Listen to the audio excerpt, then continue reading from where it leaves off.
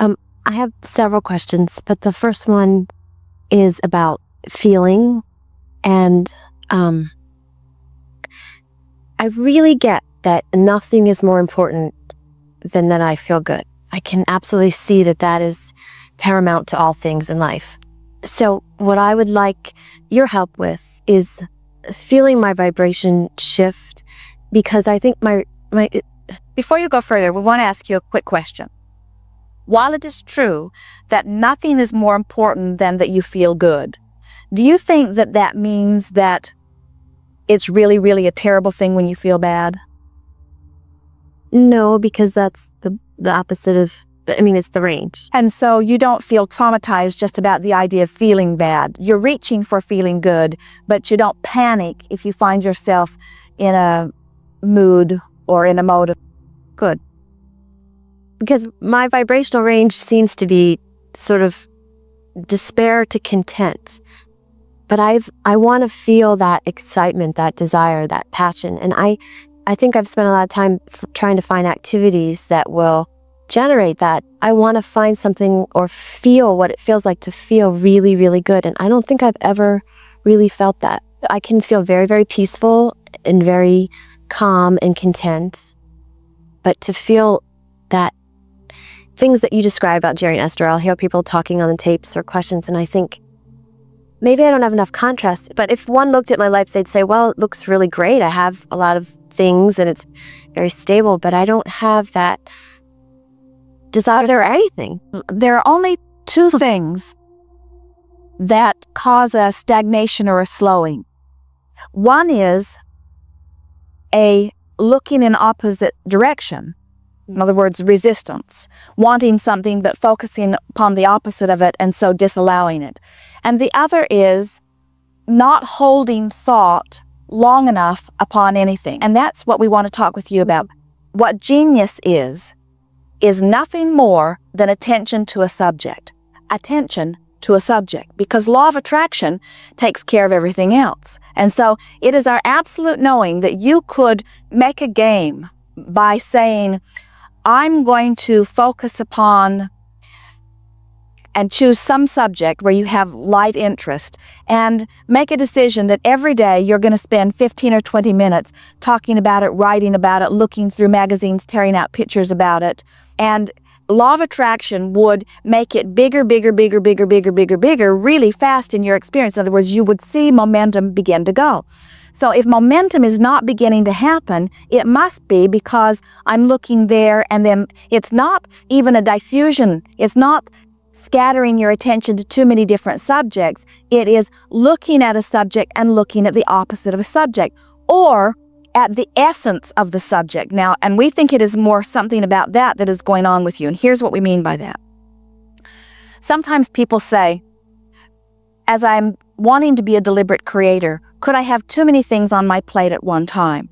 And we say, not really, because source energy has the ability to flood toward infinite things simultaneously. And so there is no limitation in regards to what you could flow energy toward. When you say, I want something, source energy goes to work on it, and it will expand even without your turning your attention back to it. But you cannot turn your attention to the opposite of it. What we meant by the essence of it is, as you keep saying, well, I'm not very excited, or I don't feel very lively, or I wish I could find something to be excited about. What you're doing is sort of throwing a blanket statement over who you are, and you're sort of neutralizing all desires that you've ever had by saying, my desires are not going very far. They're not very fantastic.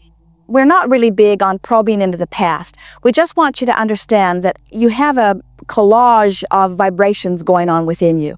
And while part of you is wanting to be eager about something, there's a part of you that's got the brakes on because there was a time in your life when it felt like everything was sort of out of control. And so then you decided that you were going to take control. And we think in the taking of control, you've limited the universe's ability to yield to you all kinds of fantastic things. It's like a lot of people will say, well, I'd rather be safe than adventurous. In other words, I'll just take the safe route rather than the adventurous route, where sometimes the adventurous route gives you the most enthusiasm or gives you the most fun, you see. Jerry and Esther will plan their traveling itinerary very carefully to avoid snow or ice, because their rig, they do not even know how it would handle on the ice.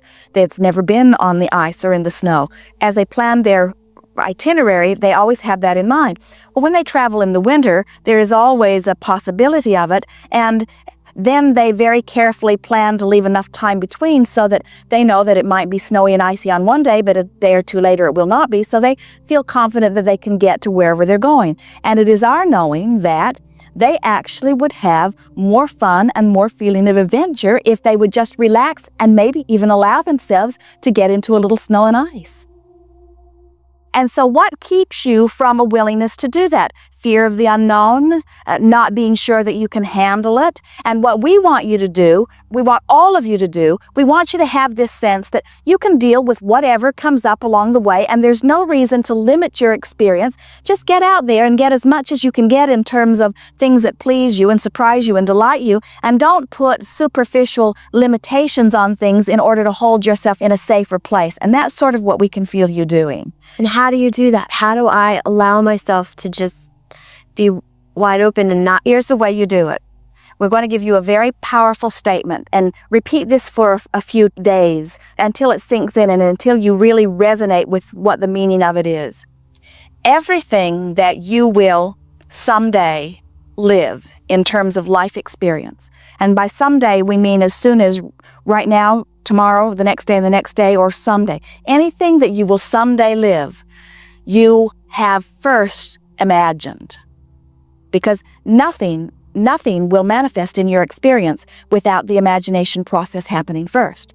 So if you are wanting to spice up what manifests in your experience, then you're wanting to spice up this virtual reality that we were talking about. You're wanting to find some subjects and take some pleasure in them. And the nice thing about playing this game is that in the virtual reality game, or in what we have formerly called scripting, or what many call visualization, there's no risk because it's all just happening in your mind. You get to play it out in whatever way that you want to. But the magic of it is in the detail. The magic of it is in getting into a place that begins to feel real enough that you're wanting to actually add the impetus to it by adding more information to it. Any subject that you'd like to choose? Anything fun come to mind? It would be teaching. I do like to teach. So you like conversation. You like For the most part, I'm a good speaker. You like interacting with someone where you feel like you're contributing in some kind of meaningful way. And so it's sort of fun when you make a point with somebody and they respond to it, and you know you've made a point and taken them to a place that maybe they wouldn't have been without the conversation. Mm-hmm. And so casual settings are usually better for that, don't you think? Where they don't feel like you're ganging up on them. Yes. In other words, so it doesn't feel so contrived. It's just something that happens sort of spontaneously. So it could happen when you're driving, or pick a place. What are you doing with this person? Where this casual conversation is happening, where you feel that you are uplifting them to something. So you mean just one-on-one? Oh, right. So you would prefer it in front of a group of people. That does feel more exciting. In other words, rather than just riding with someone in a car. Me and my boyfriend riding in the car, talking and laughing and feeling excited. Are you enjoying what he is saying, and he is enjoying what you are saying? Mm-hmm. Who's doing most of the talking? He probably is. And who's doing most of the laughing? Me. And is he doing any of the laughing? Mm-hmm. What is the topic that you are batting about here? Well, this is what I love about him. He's just ridiculous. He could be absolutely meaningless, and he's funny. Something on the road, a sign, a joke he heard, something on the radio. And so now you're wanting to get in on it.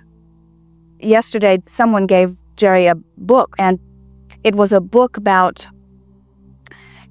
as you're interacting with others, like employees or anyone who is meaningful to you, you say to them, I want, if it would be all right with you for the next 30 days, I would like to express to you something that I appreciate about you. And Jerry and Esther both said when they heard that, well, wouldn't it be better to just do it? Why make an announcement?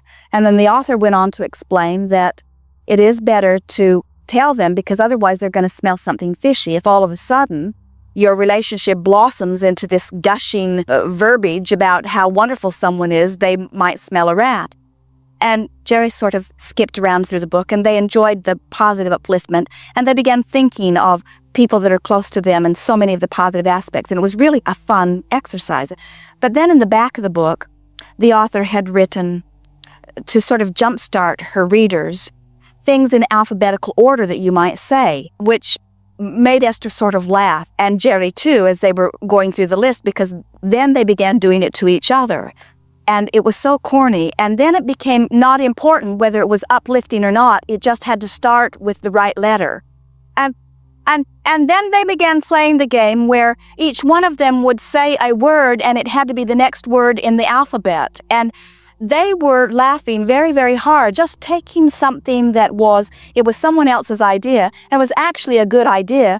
And then they worked it over until they understood the point of it, and then they took it far past the point of it, into the ridiculous, into a point that was much more meaningful for them, and played with it for 3 days. In other words, almost anything that either one of them said to the other one started with the letter A for the first day. In other words, they could not stop themselves from it, and even this morning it was carrying on a little bit. That's what you're reaching for. It's staying on a subject long enough that you're milking it for all of its intrinsic value to uplift and please and delight you. That's the thing that you love about your boyfriend. You say, he can take any subject and make fun from it. And that is as important as anything that we're talking about here. In other words, that's what that focus is.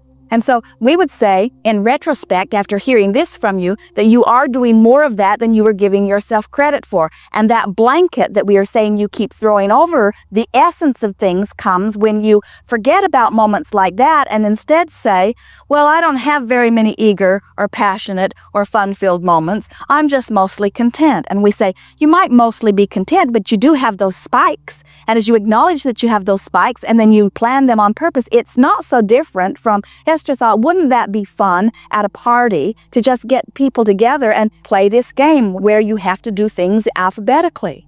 In other words, what fun that is. Or pick any subject. In other words, her mind just ran away with it. She had many pleasant hours, far deviated from what the author's intent of the book was, but still very joyful hours as they are moving along.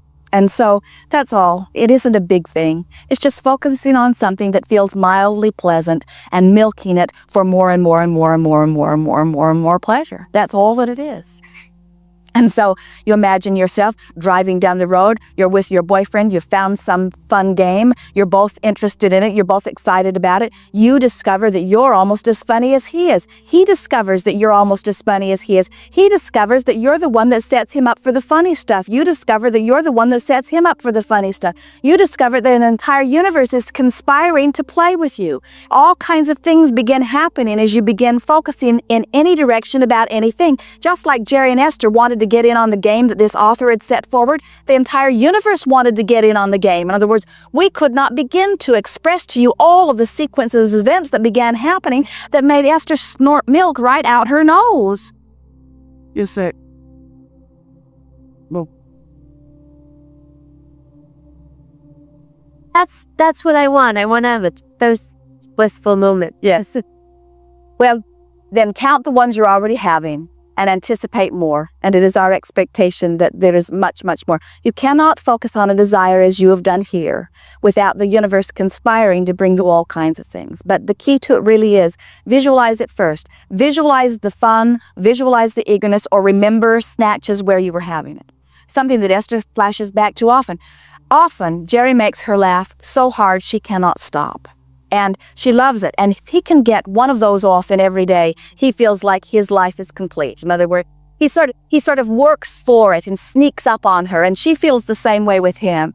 And so every now and again, once she gets in one of those modes where she can just feel life flowing into her, it's like everything opens up. It is the most delicious feeling. It's better than anything you could eat or anything that you could do or anything that you could think. Just that feeling of, and then she will almost always flash back to the time that she was in high school, sitting around with chums in that light-hearted, carefree environment, finding something to laugh about and laughing until they were hurting. And so one compounds on the other. In other words, as you have the experience and recall it and remember it and savor it and want more, then when it comes, each one builds on the next and each one builds on the next until before you know it, you're there on a whole lot of different topics.